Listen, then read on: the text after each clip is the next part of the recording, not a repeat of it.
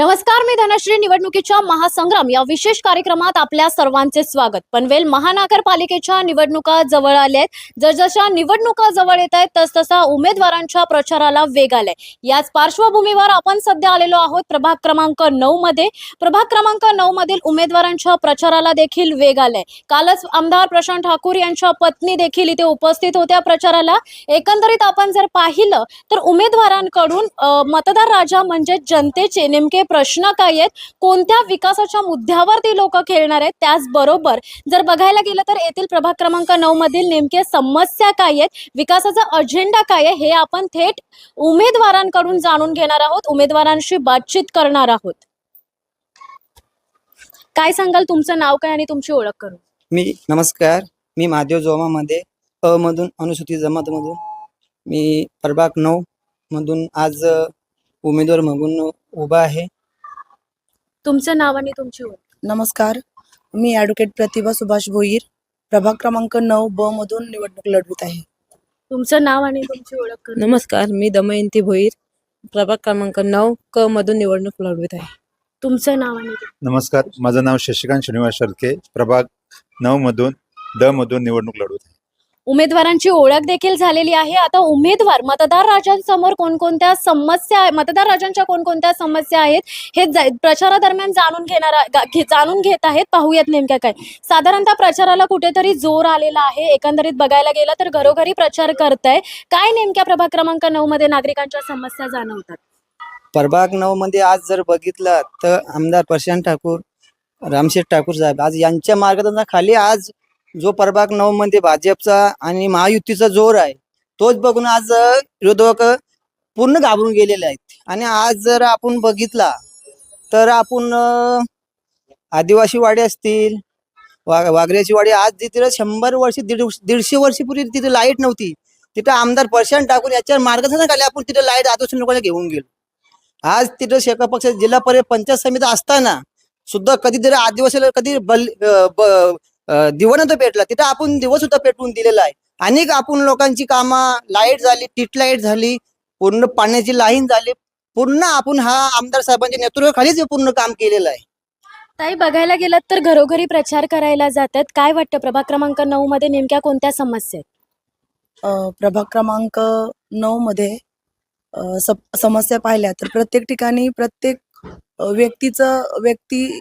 व्यक्ती हा समस्या घेऊन प्रत्येक व्यक्ती समस्या सांगत आहे. त्या समस्यांमध्ये प्रथमतः पाणी प्रश्न हा त्यांचा सर्वात मोठी समस्या आहे. आणि त्या समस्येवर मात करण्यासाठी आम्ही प्रयत्न करून त्या समस्या आम्ही सोडवू. निवडणुकीच्या रिंगणात आहेत. काय वाटतं, नागरिकांच्या इथल्या मुख्य समस्या कोणत्या आहेत? तसं तर प्रतिभाताईंनी सांगितलं का मुख्य समस्या म्हणजे पाणी, गटर आणि वयस्कर माणसांना बसण्यासाठी जागा, गार्डन, मुलांना खेळण्यासाठी, ह्या समस्या आहेत प्रभाग 9 मध्ये. तर त्या आपण पूर्ण करूया. दादा, तुम्हाला काय वाटतं, इथल्या प्रभागात 9 मध्ये नागरिकांच्या नेमक्या मूलभूत समस्या काय वाटतात? पहिल्या प्रथम प्रभाग 9 हा थोडासा चारी दिशेला विखुरलेला आहे. एक संघ नसल्यामुळे इथे शहरीकरण आणि ग्रामीण असा दोन्हीचा मिलाप असलेला हा मतदारसंघ आहे. ग्रामीण भागातल्या वेगळ्या समस्या आहेत आणि शहरा भागातल्या वेगळ्या समस्या आहेत. ग्रामीणमध्ये मग आमचा टेंबोडा असेल, वलवली असेल, या ठिकाणी रस्ते असतील, गटारं असतील, पाणी असतील, या समस्या आहेत. परत समाज मंदिर आहे, शाळा आहे, या समस्या आहेत. त्याचप्रमाणे आम्ही ज्या कॉलनीमध्ये आहेत, जे नवीन पनवेल असेल किंवा कलंबोली असेल, यामध्ये ज्या पाण्याच्या समस्या आहेत. त्यामध्ये नंतर नवीन पनवेलला जी मुख्य समस्या आहे ती म्हणजे गार्डन. ज्या प्रभागामध्ये जो 9चा भाग येतो त्या प्रभागामध्ये शिरकोणीच्या प्लॅनिंगमध्ये कुठेही गार्डन आरक्षित केला नसल्यामुळे ती समस्या आमच्याकडे भेडसावत्या. लोक आम्हाला सांगत आहे की ज्येष्ठ नागरिक बऱ्यापैकी आम्हाला भेटत आहेत आणि ते सांगत आहेत की आपल्या या विभागामध्ये कुठेही गार्डन किंवा विरंगुळा केंद्रासाठी शिडकोणी आरक्षित केलं नाही. पहिले प्रथम आम्ही त्या गोष्टीवर निश्चितच भर देऊ. दुसरी समस्या आहे नवीन पनवेलची पाणी प्रश्न. निश्चितच आमदार साहेबाई आम्ही जाहीरनामा जो प्रसिद्ध केला आहे त्या जाहीरनाम्यामध्ये भिल्लारी धरण या ठिकाणी बांधण्याचा महाराष्ट्र सरकारने आश्वासित केलं आहे. ते जर काम लवकरात लवकर झालं तर पाण्याची समस्या ही मिटण्यासाठी वेळ लागणार नाही. घरोघरी प्रचार जाऊन करताय, प्रचाराला देखील मोठा प्रतिसाद लोकांचा मिळतोय. काय वाटतं लोकांनी तुम्हालाच का निवडून दिलं पाहिजे? आम्हालाच अशासाठी नेमून दिला की जे आमचे नेते आहेत, देशाचे पंतप्रधान मोदी साहेब, याही जो व्हिजन ठेवलेला आहे, त्यांच्याच नेतृत्वाखाली महाराष्ट्राचे आपले मुख्यमंत्री, त्यांचा व्हिजन एक वेगळा आहे. आणि पनवेलचं व्हिजन हे आमदार प्रशांतदादा ठाकूर हे करतात. विकासाचा पायदंडा घेऊन या ठिकाणी आमदार साहेब काम करतात आणि त्यांच्याच पावलावर पाऊल ठेवून आम्ही मंडळी निश्चितच या प्रभागाचा विकास केल्याशिवाय राहणार नाही. मी या ठिकाणी सर्वांच्या वतीने आश्वासित करतो की प्रभाग 9 मध्ये पुढील 5 वर्षात कुठलीही समस्या राहणार नाही. कारण आम्ही चारही लोक काम करणारी लोक आहोत. नुसतं मतदान आलं म्हणून लोकांना काहीतरी खोटी आश्वासन देऊन भुलवून करणार नाही. तर आम्ही 5 वर्षात, त्यावेळी तुम्ही 5 वर्षापूर्ण निवडणूक येईल त्यावेळी या ठिकाणी एकही समस्या राहणार नाही याची तुम्हाला ग्वाही देतो. ध्येय विकासाचा ही टॅगलाईन घेऊन भाजपचा प्रचार चालू आहे. काय वाटतं लोकांनी तुम्हालाच का निवडून दिलं पाहिजे? मिळतोय. काय वाटतं लोकांनी तुम्हालाच का निवडून दिलं पाहिजे? आज पनवेलचे आमदार कार्यसम्राट आपण त्यांना म्हणतो. त्यांची कामं पाहिली तर आजपर्यंतची जी कामं आहेत, त्यांची विकासाची कामं आहेत, ती कोणीही स्टॉप जर बघायला गेलं तर मगाशी देखील तुम्ही खूप साऱ्या समस्या मांडल्या. याच विकासाच्या दृष्टीने लोकांनी तुम्हालाच का निवडून दिलं पाहिजे? आम्हालाच काय निवडून द्यायला पाहिजे, कारण आमदार प्रशांत ठाकूर यांच्या मार्गदर्शनाखाली अनेक आम्ही विकासाची कामं केलेली आहेत. आणि आज जर आम्ही बघितलंय तर अनेक लोकांची समस्या असतील, काही राहिले असतील, कुणाची गटार राहिले असतील, कुणाची पाणी, पण बऱ्याच प्रकारे आपण कामं केलेली आहेत इथं आज प्रभाग 9 मध्ये. आज जर बघितला तर ज्या ठिकाणी कधीच सुविधा झाली नाही, ज्या आदिवासी वाड्यामध्ये आज जिल्हा परिषद पंचायत समिती तुम्ही बघत असतील, कधीच कामं झाली नव्हती, ते आपण आज मार्ग लावलेले आहेत कामं. आज वाघरेजी वाडी झाली, ते तिथे पाणी पुरवठा नव्हता, तिथे आपण सुद्धा लाईन टाकून दिली. आज जर सागवाडी झाली, तिथे पूर्ण गावांना कॉन्क्रीट केलेली आहेत. आणि मगून जे काय कामं राहिले असतील ते आम्ही जर प्रतिसाद आम्हाला जर निवडून दिला तर जर राहिलेली कामं असतील ती आम्ही पूर्ण करू. साधारणतः विकासाचा अजेंडा नेमका कसा असणार आहे? लोकांसमोर विकासाचं विजन काय आहे? विकासाचा नियोजन म्हणजे आज आम्ही 5 वर्ष जर बघितलं तर चारही उमेदवार आम्ही चांगले जोराने काम करणार आहोत. कारण आता आज बघितलं तर आमदार साहेबांच्या नेतृत्वाखाली पूर्ण पनवेलमध्ये आज जर बघा तर कामांची धंदन चालू आहे. मगून ते पक्षाचे काही उमेदवार असतील त्यांची पायाखाली जमीन सरकलेली आहे, मगून ते आज आमच्यावर आरोप करतात. फक्त आज मी एसटी मधून जर असलो पण तरी त्यांची जमीन सरकलेली आहे. मगून ते खोटे आरोप पुन्हा तरी लोटायचे आणि कोणच्यावर तरी ढकलायचे. हा यांनी काम काही केलं नाही, त्यांनी काही काम नाही केलं. त्यांना बोलायचं माझा एकच शब्द आहे का 100 वर्षापूर्वी त्या आदिवासीकडून लाईट नव्हती, तिथे आमदार साहेबांनी आम्ही नेतृत्वाखाली लाईट घेऊन गेलो. आणि एवढी वर्षी तुमच्या सत्तातून तुम्ही काय केलं बोललो? पंचायत समिती जिल्हा परिषद तुमच्या ताब्यात नव्हती ना बोललो. मग आज 5 वर्षांनी बोललो आम्ही तिथे ज्या आदिवासी घराचा फॅन फिरत नव्हता, जिथे आदिवासी घरांची लाईट पेटत नव्हती, तिथे आम्ही लाईट सुद्धा नेऊन गेलो. याच मुद्द्याला अनुसरून तुम्हाला प्रश्न करते की गेल्या 25 वर्षात एकही राजकीय पद नव्हतं, फक्त सदस्य पद होतं तुमच्याकडे. यंदा उमेदवारी अर्ज भरलेला आहे. काय वाटतं यंदा संधी मिळाली पाहिजे? संधी तर नक्कीच मिळायला पाहिजे, कारण आपण अनेक लोकांची कामं केलेली आहेत, पण तरी आपलं नाव बदनाम करतात. तरी माझी पब्लिकला एक विनंती आहे का जर बली न पडू, सदा आम्हाला चारही उमेदवारांना भरपूर मतांनी निवडून द्या. जे तुमचे काय समज असेल, पाण्याचा असतील, गटर असतील, ती पूर्ण केल्याशिवाय आम्ही हे 5 वर्ष गप राहणार नाही. नाही याची पुढे आम्ही कधी इलेक्शनला उभा राहणार नाही जर कामं आमच्या हातानं घडली तर. यो पण मी तुम्हाला शब्द देते. बरं, महत्वाचा प्रश्न इथे आहे. नवी मुंबई विमानतळाला दिबा पाटीलांचं नाव अजून दिलेलं नाही, त्याच्यामुळे लोकांमध्ये नाराजी दिसते. नाही, दिबा पाटील साहेबांचंच नाव विमानतळाला होणार, तुम्हाला 100% गॅरंटी सांगतो. जर बघायला गेलं तर 15 तारीखला महानगरपालिकेची निवडणूक आहे. इथल्या मतदार राजाला म्हणजे जनतेला भावनिक साथ काय द्या?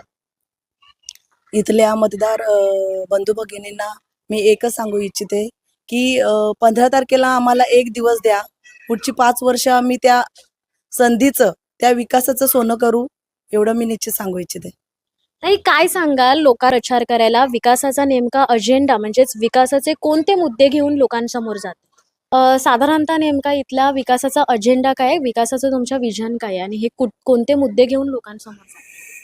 ज्याप्रमाणे पनवेलचे आमदार प्रशांतदादा ठाकूर यांनी जो विजन आमच्या समोर ठेवला आहे, त्यामध्ये आम्ही जाहीरनामा प्रसिद्ध केला आहे. त्या जाहीरनामे आम्ही भविष्यात पनवेलसाठी आमदार साहेब काय करणार आहेत, त्यांच्याच खाली आमची जी बॉडी असणार आहे पनवेल महापालिकेची, प्रभागामधल्या ज्या ज्या समस्या आहेत, म्हणजे रस्ते असतील, गटार असेल, पाणी असेल, किंवा महिला सक्षमीकरणाचा विषय असेल, किंवा गावातले समाज मंदिर असतील, आपल्या जिल्हा परिषदच्या शाळा असतील, या सर्वांना विकासाच्या गंगेमध्ये आपण या ठिकाणी आणणार आहोत.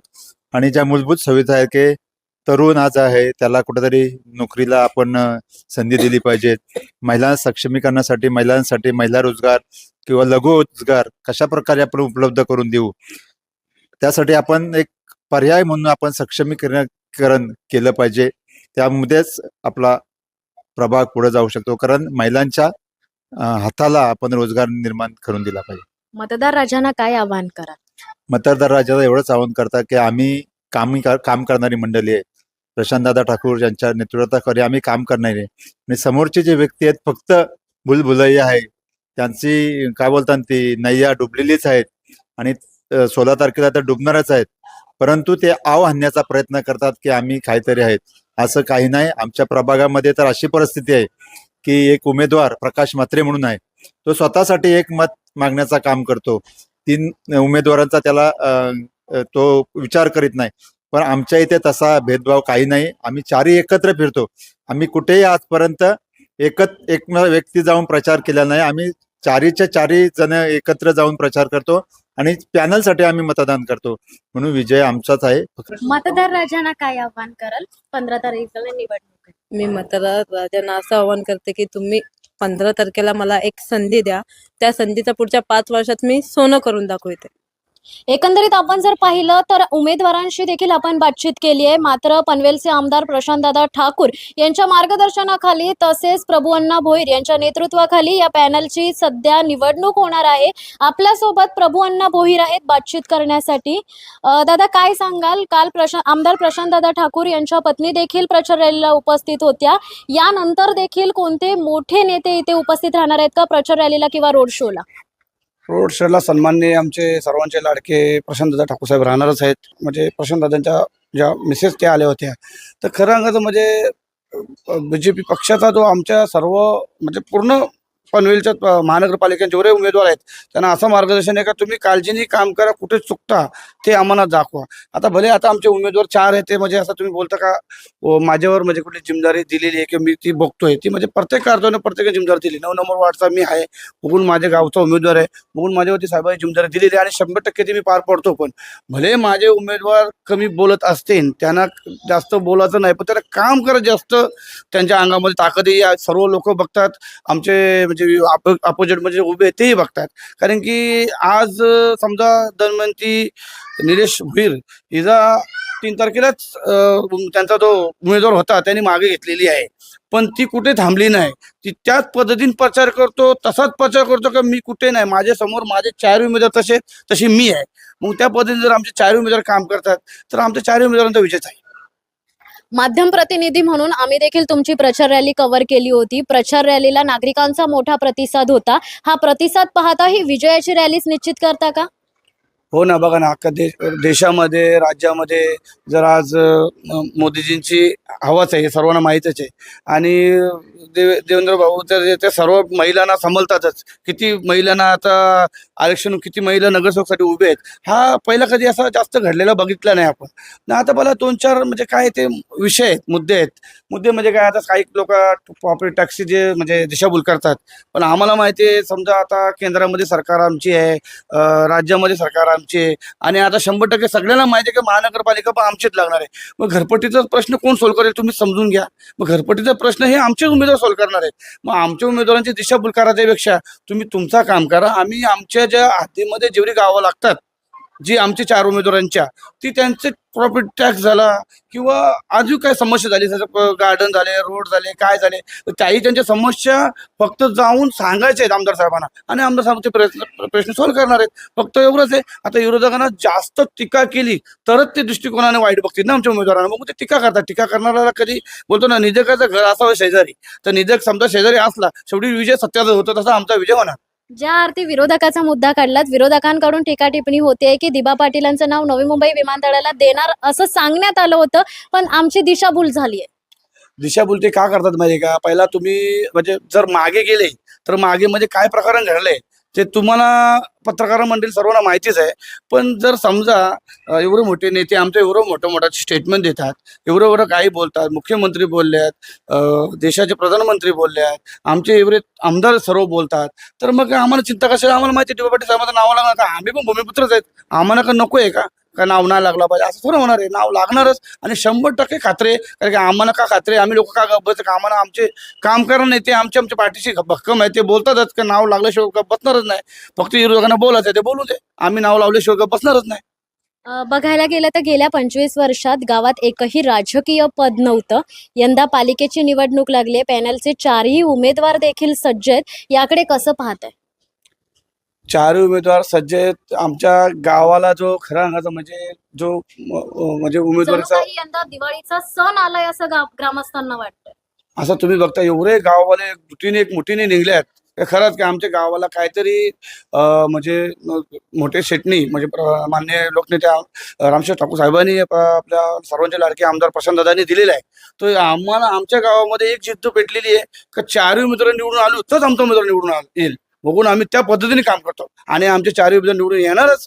याच्यामध्ये काही दोन शक नाही. फक्त बोलतात, बोलूच जाते कारण की वाईट बोलणारा कधी चांगला होत नाही आणि गप बसतोय, आम्ही ऐकतोय. आमचा निश्चय विजय आहे. उमेदवारांसोबत प्रचाराला तुम्ही देखील फिरताय. काय लोकांसमोर अजेंडा कोणता घेतलाय? विकासाचं कोणतं विजन आहे? लोकांसमोर अजेंडा तर आम्ही हे घेतलंय का समजा आमच्या गावाची समस्या जी आहे एवढे वर्ष आमचा गाव कुठे होता, कोणाच्या पाठी होता आणि काय नाव होता ते सर्वांना माहिती आहे. तर आज आमच्या गावाला आम्ही सांगतो की हक्काने आमच्या गावाचे रस्ते, गटारा काय आमच्या गावाला अजून तर काहीच सुविधा नाही. तर आमचा नगरसेवक झाला तर ती सुविधा आम्ही आमचे नगरसेवकाला घेऊन जाऊन आमच्या समोर ते समस्या सॉल्व्ह करून घेऊ. आज जर 4ही उमेदवार निवडून आमचे आले तर आम्ही त्यांच्या हद्दीमध्ये त्यांच्या वार्डमध्ये जेवढे एरिया आहे त्या एरियामध्ये ते सर्व 100% ते विकास करणार. एरिया आम्हाला काळजी आहे. मतदार राजांना काय आव्हान करा? मतदार राज्यांना मी एवढंच आवाहन करू, कोणाच्या शब्दाला आणि कोणाच्या बोलण्यावर बली पडतापेक्षा आता कुठला गाववाले वेगळं बोलतात, हे गाववाले वेगळं बोलतात. आज जर मी समोर पहिल्यांदा आलेलो आहे, समजा ही माझी म्हणजे सून लागतोय ती पहिल्यांदा आलेली आहे. आज ताईंची म्हणजे सर्वांचा आमचे परिचय झाले. मी काका पण शेवटी एक मुठीने सर्व काम केलेलं आहे. तर त्यांना एवढं आवाहन केलं की ही पॅनेलला तुम्ही एक संधी द्या. कारण की हे सन्माननीय लोकनेते रामशेठ ठाकूर साहेब आहेत, आमदार साहेब यांच्या पाठीमागे यांचा हात आहे. तर मग त्यांच्या पाठीमागे यांचा हात आहे. पूर्ण सरकार त्यांची, महानगरपालिका त्यांची ते एकदम काळजीने तुमचं काम करतो. आम्ही आता म्हणजे कसं झालं, आमचे उमेदवार आहेत ते आता सर्व जागे झाले आहेत. कुठे कुणी चुक्या केल्यात, कुणी कुठे काय केलं, कोण कुठे गेला नाही, कोण कुठे पोहोचला नाही. तर त्या गोष्टी आता ह्याच्या पुढे कधी होणार नाही. कारण की ह्याच्यामध्ये निवडून आलं काय तुमच्याकडे येणार नाही असे काही बोलतात ते बोलू दे, पण आता उमेदवार तुमच्याकडे पोहोचणार ही मी स्वतः त्यांची खात्री घेतो आणि ते 100% ते तुमचं काम करणार. एकंदरीत आपण जर पाहिलं तर प्रभाग क्रमांक 9चे उमेदवार निवडणुकीसाठी विविध विकासाचे मुद्दे घेऊन आता सज्ज झालेले आहेत आणि 15 तारीखला मोठ्या संख्येने मतदान करण्याचं आवाहन देखील उमेदवारांनी केलंय. मात्र 16 तारीखला निवडणुकीच्या निकालाच्या वेळी मतदार राजा कोणाला कौल देणार हे पाहणं आता तितकंच महत्त्वाचं ठरणार आहे. व्हिडिओ जर्नलिस्ट अमोलसह मी धनश्री, AKP मराठीसाठी पनवेल.